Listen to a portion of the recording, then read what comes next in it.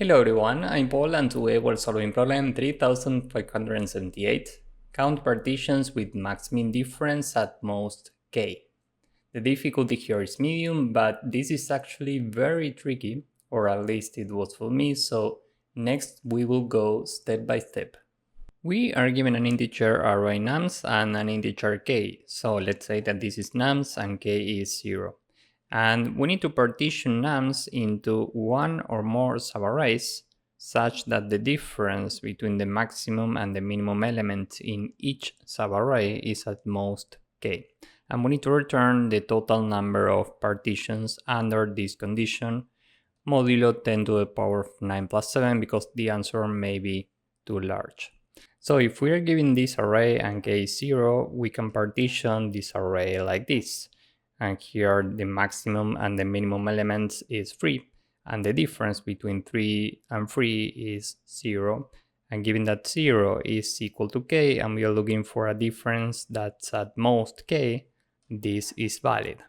So this is also valid, and this is also valid. So this is one valid partition. We add 1 to the result. We can also take this partition, and here the minimum and maximum elements are 3 and 3. And the difference between these two is 0, and 0 is equal to k, so this is valid, and here we only have one element, so we know that this is valid. This partition is valid, so we add 1 to the result, and this is 2. And these are the only two valid partitions, so we return 2. We can't take this partition because the difference between the elements in this array is 4 minus 3, meaning 1, and 1 is greater than 0, so this is not a valid partition. Let's start small here. Let's say that we have an empty array. How many valid partitions do we have here? Well, we only have 1. So when the array is empty, we have one valid partition. Now, what if we take only one element? So let's say that we don't have this. Well, remember that if we only have one element, the difference between 9 and 9 is 0. And this will always be smaller or equal to k, so this will always be a valid partition. And this is the only valid partition with one element. So when we take one element, the result is 1. Now, what if we take these two elements? So we don't have this. How many valid partitions do we have here? Well, we know that the maximum value is 9 and the minimum value here is 4. And 9 minus 4 is 5. And given that 5 is greater than k, this is not a valid partition. Now, we can split this in two. And we know that this is a valid partition because here we have only one element and here we have only one element also. So when we have two elements, we have only one possible valid partition. Now, what if we take three elements now? How many valid partitions do we have here? Well, we can take this partition because here the difference between 4 and 1 is 3 and 3 is smaller than 4, so this is valid, and here we only have one element, so this is valid. And we can take this partition also because here we have three different subarrays with one element each, and we know that subarrays with one element are valid, so this is another valid partition. And that's it. We can't take this partition because the difference between these two is 5 and 5 is greater than k, so these are the only two partitions that we can take, so here we put 2. Now this is where it becomes interesting. What's the length of the largest subarray that we can take with this number as the right endpoint? Well, we can take this window, and here the maximum number is 4 and the minimum number is 1, the difference is 3 and 3 is smaller than k, so this is valid. Now the main observation here is that if this is a valid subarray, this is also a valid subarray, and this is also a valid subarray. So here we have three valid subarrays. And maybe you're wondering why. The maximum element in this subarray is 4, and the minimum element is 1. This difference is 3. So if we shrink this subarray, if we remove this element now, well, given that now we have these two elements, and they were part of this subarray, we know that the largest element here will never exceed 4, and the minimum element will never be smaller than 1. So we will never have a greater difference than 3. That's why this is also valid. And if we remove this, well, this of course is also valid. So if we take a partition where this is a subarray, we can combine the total number of partitions that we can take with the previous elements from 0. How many partitions do we have in this range? Well, we have this information, we have it right here. Now, if we take this subarray instead, how many partitions can we take with this element? Well, we have this information here. And if we take this valid subarray, how many partitions do we have with this element? Well, we have this information right here. So we can add these 3 elements, 1 plus 1 plus 2 is 4, and this is the value for this position. And in case you didn't notice, this is a DP array. We are storing in every I plus 1 the number of partitions in the range from 0 to I. And at every step, we are keeping track of the largest possible valid window, and we are adding the corresponding previous results for each position in the window to the next position in our DP array. Now here we added 3 elements, and that's how we got 4. The thing is that we can have up to 5 times 10 to the power of 4 elements, and this is a lot. We need to find an efficient way to get sums of subarrays in big O of 1 time complexity. And for this, we can use something called prefix sum. Another problem is that we need to check the size of the largest valid window at every step efficiently. And for this, we can use a sort list. So let's see how to use prefix sum, and then I will show you the full approach. Let's say that we have an array of this same size, and we are storing here the accumulated sum up to every point. So first we have a 9, then 9 plus 4 is 13, then we have 14, then 14 plus 3 is 17, and 17 plus 7 is 24.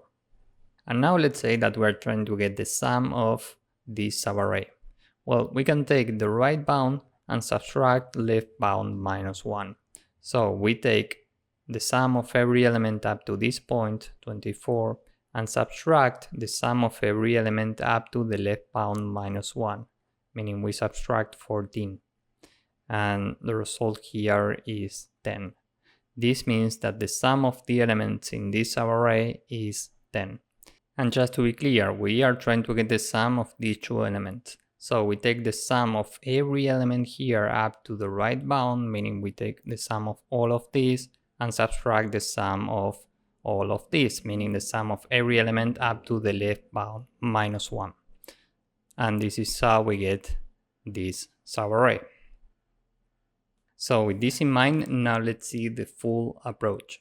We have a DP array of size n plus 1, where the first element corresponds to the amount of valid partitions of an empty array. Remember that this is 1. We have an empty sorted list, and we are using this to keep track of the numbers within the valid window, the current valid window at every point.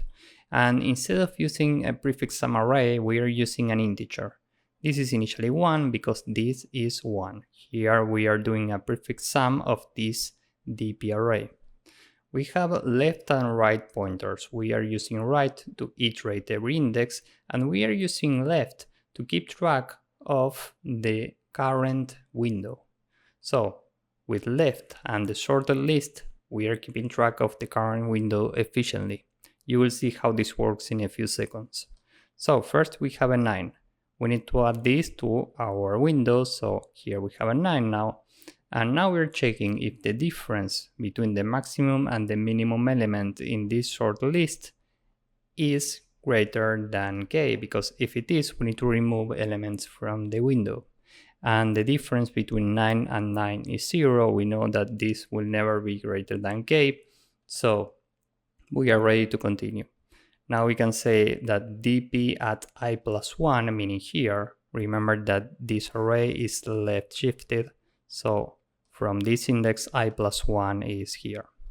Here we need to store the current accumulated number, this number. So here we put a 1. And the new accumulated number is this plus the new number. 1 plus 1 is 2. Remember that this number corresponds to the amount of valid partitions if we only had an array with number 9. So this is 1. Now we are here, so we need to add 4 to our sorted list. And remember that this will automatically sort these elements. So this will be the correct order, and now we can get the difference between the maximum and the minimum elements here in big O of 1 time complexity. How can we do this? Well, we can take the last element and subtract the first element in the list, and the difference between these two is 5. And given that 5 is greater than k, we need to remove elements from our window. And this is why we have a left pointer. Now we remove from this list nums at left. So we remove 9. And given that we are removing this, we can also remove the corresponding result from our prefix sum. So we can go to our dp at left, meaning here, and subtract this from the prefix sum. 2 minus 1 is 1. So now we can update left, and given that now the difference between the maximum and the minimum elements in this sorted list is 0 and 0 is smaller than k, we are ready to continue. So now dp at right plus 1, meaning here, is equal to the current accumulated number. This is 1. And the new accumulated number is this plus the new number, meaning 2.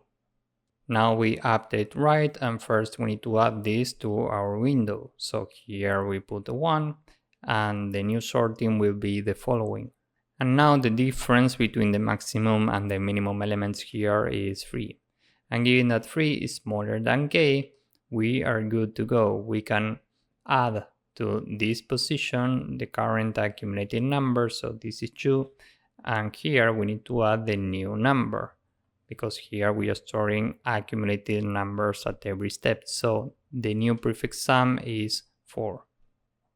Now we are here, so we add 3 to our sorted list, and the difference between the maximum and the minimum elements here is still 3, and 3 is smaller than k, so we can add these to the current position plus 1, meaning here we put a 4, and this is now 4 plus the new number, meaning 8.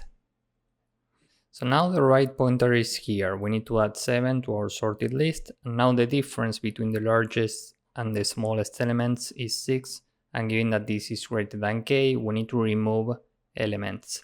So we go to nums at left, and we have a 4, meaning we need to remove this 4. And now we need to subtract from our prefix sum the corresponding result at index L. So here at index 1 we have a 1, and 8 minus 1 is 7. Now we need to update left. Now L is here, and the difference between the largest and the smallest elements here is still 6. And this is still greater than k, so we need to remove another element. We go to nums at L, and here we have a 1. So we remove this one, and we need to remove the corresponding result from the prefix sum. So we go to this index in our dp array. This is index 2. So this is 0, 1, 2, and we need to subtract this from our accumulated number. This is now 6.